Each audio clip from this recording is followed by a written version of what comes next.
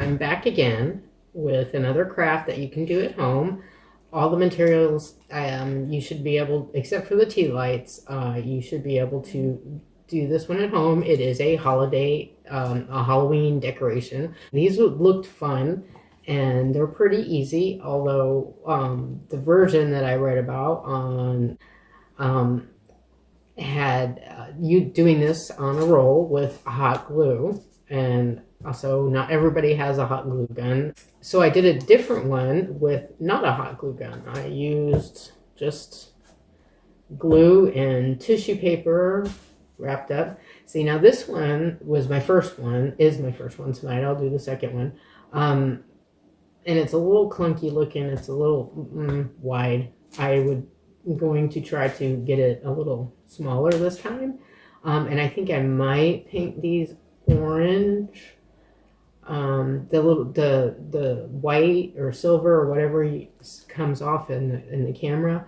I found this paint, fabric paint, and I came across it and I'm like, I wonder if that'll work. And it did. It worked really well for doing drips on that.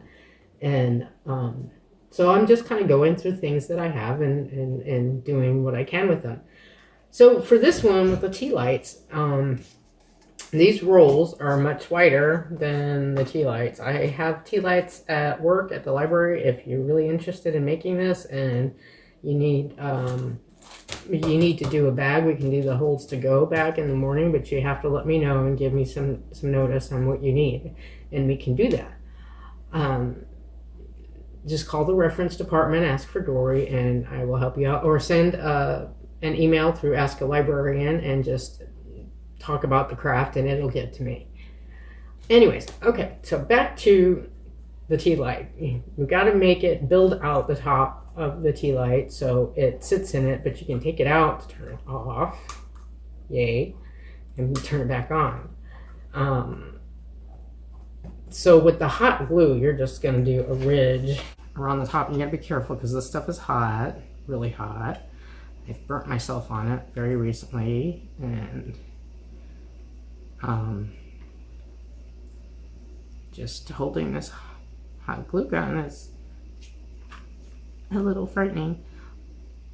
The stuff, you know, it cools off fast, it dries up fast, whatever, but it does, like on a surface like this where it's not really porous, it just kind of slides a lot too while it's still liquidy. So you kind of, I would work one side, kind of build it out, and it's okay. It's supposed to look drippy, right? It's like candle wax without real candles, which is probably good. On the paper, it actually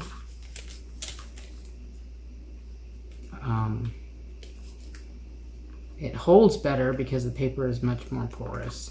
And to get your drip lines, it's gonna go around.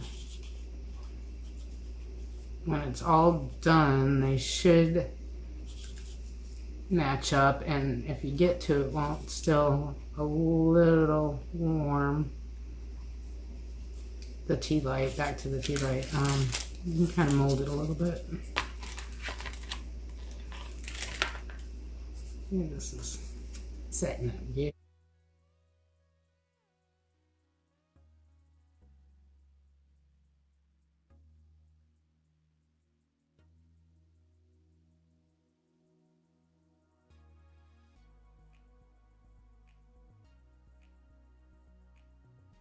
Okay, this is the one I really wanted to do again. I'm going to do the longer one, and I'm going to do it with glue.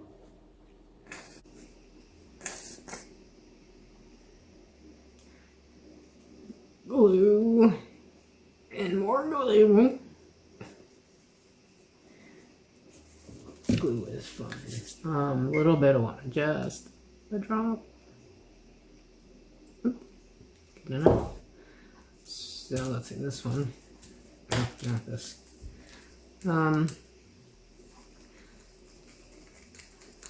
It's like a third of, 2/3 of glue to a third of water, maybe. I'll probably have to put some more glue in it, and then I'll also just use the straight glue on the... Leave that open. All right, so I made these. This is tissue paper. I did strips and twisted them. Just twisted. So I just cut strips like this, and I just twisted them. So they're like long strings that are very easy to work with. String would be good too. Although the tissue paper, I think it's kind of like paper mache with a little glue, with a lot of glue. Paper mache, it molds better than I think string would or twine or whatever. So I'll take this, and first, let's see, yeah, I'm trying to get to the exciting part. First we'll go around the top of the light.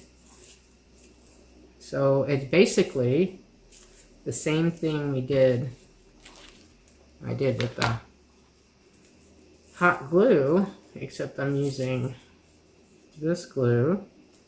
And this one you need more time with it because it's got to dry, and then you add more and it dries.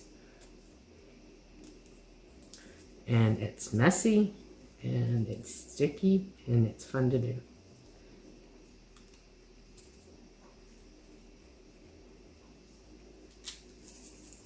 So I think I pretty much got the whole thing gluey. Yeah. So around the edges, building it out.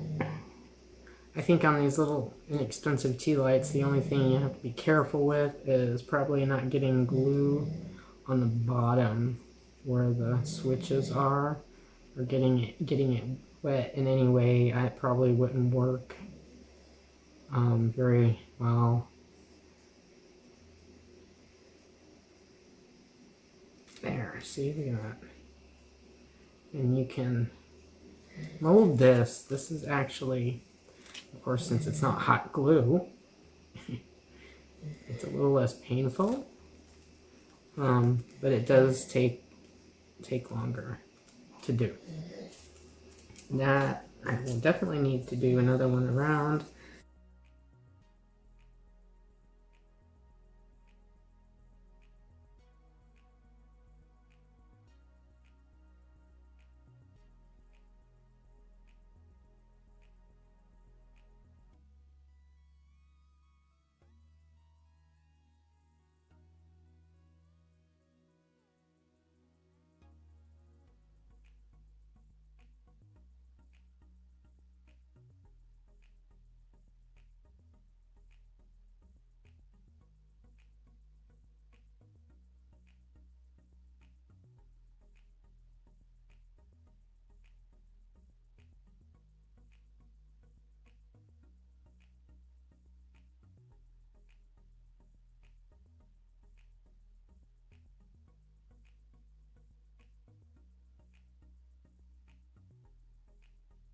Alright, that will have to dry before I do much more with it. I might, when it gets a little drier, I'll put more glue on that.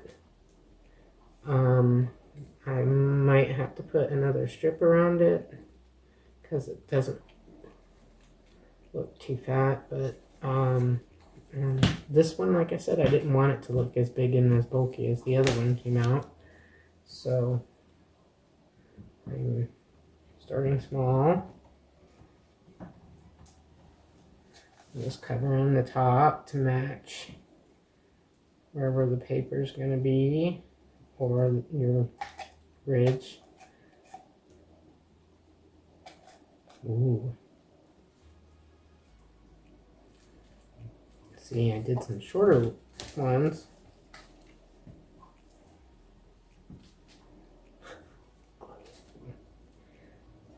So I can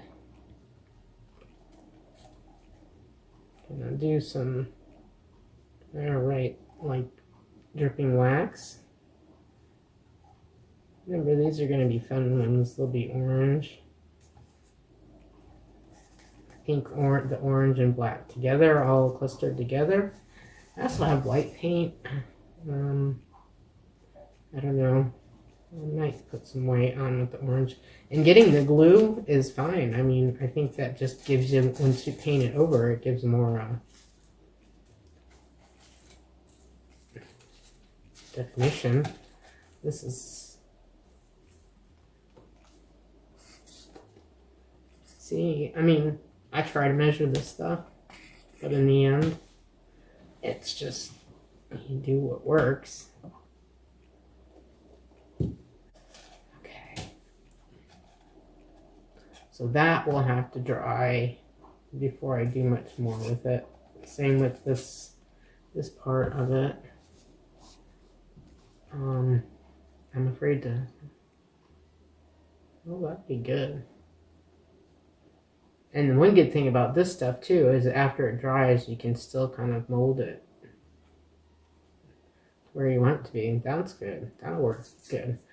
I'll probably add a little bit more to that and it'll have to dry, but glue. So this is ready to be painted. So I'm going to start with that, do a little bit of that, and then you can turn this off. So like I said, I decided to go with orange so it wasn't so dark. Spice up some of 2020. And this is kind of like a fluorescent orange. We'll start with a coat, and then if I have to go back and tone it down a little, I will, but for now, see, this is the deal with the hot glue gun. I mean, look at, I can go in and paint it already. The other one, I'll have to dry overnight.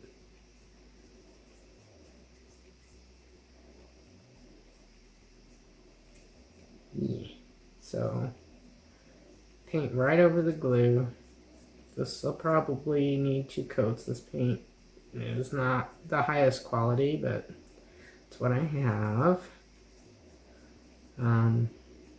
Again, if you don't have anything and you want me to squirt a bunch of paint in an old bottle because you really want to do this, or your kids really want to do it, I mean, I can do that. Just contact the library, the reference desk.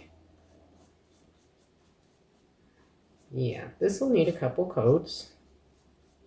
So I'm going to do this first coat and let the second coat dry. And when those 2 coats are dry, I get 2 coats of the orange dry on this. And when that's all dried up, I'll paint this one orange also, and I'll come back and we'll do accents to finish them up. So that's it for this. Like this is like the 4th time I've said this, but if you want the tea lights, if you need any paint, if you really want to do this, just call the reference desk, send an email. We're there. Hey, we can figure out a way to get it for you to pick it up without doing a whole lot of contact. All right, I'll see you back soon.